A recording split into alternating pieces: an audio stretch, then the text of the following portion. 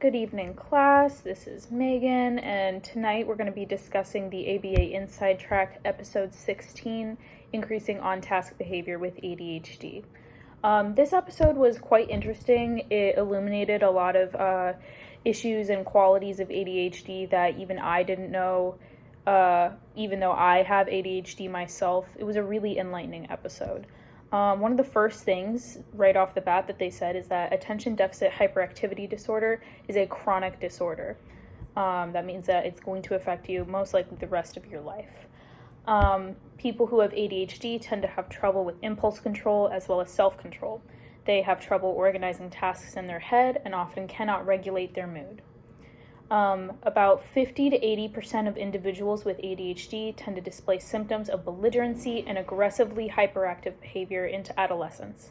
Research of how these behaviors transfer into adulthood is limited, so the number can be anywhere from 10 to 65%. Those who have ADHD may have trouble with their frontal lobes not functioning at a normal rate, and in many cases their neurons do not fire in the same way or as often as they should. It is widely suspected that ADHD medications such as Concerta, Adderall, and Ritalin assist neurons in the frontal lobe with their firing ability.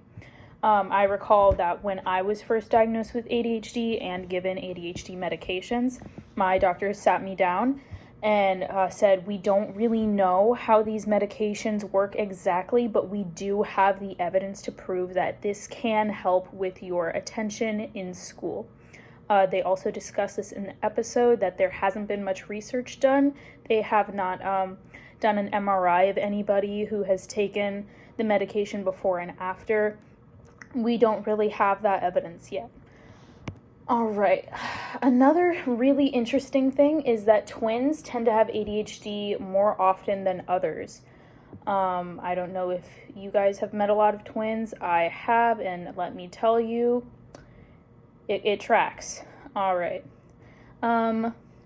People with ADHD may develop depression due to constant redirection and criticism within the classroom.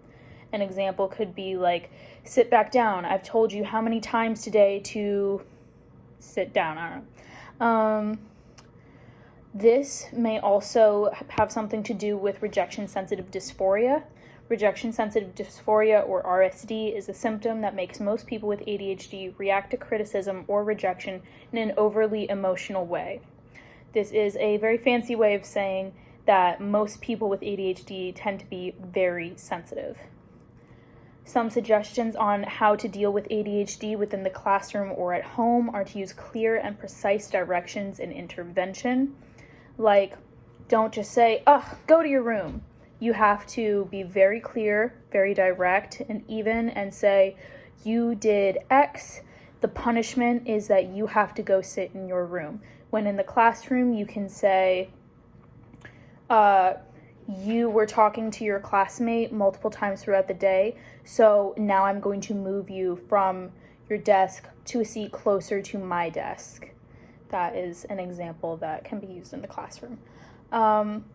Another thing that they discussed widely within the podcast is using peer attention, like group work, or having them work with partners.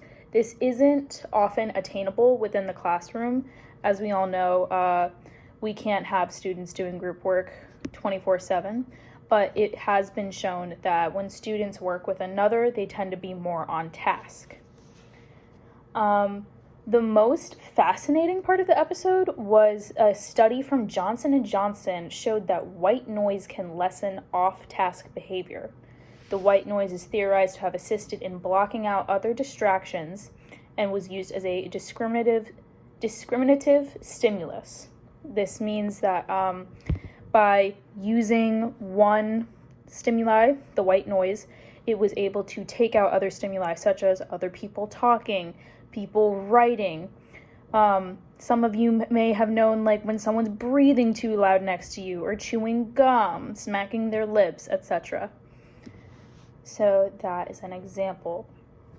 And then there was just some other interesting fun facts, like sugar does not actually have a significant effect on behaviors.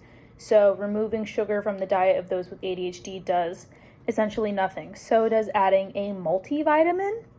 Not sure why anyone would think that a multivitamin would solve ADHD, but who knows? We don't already have the evidence to back up what does work for ADHD.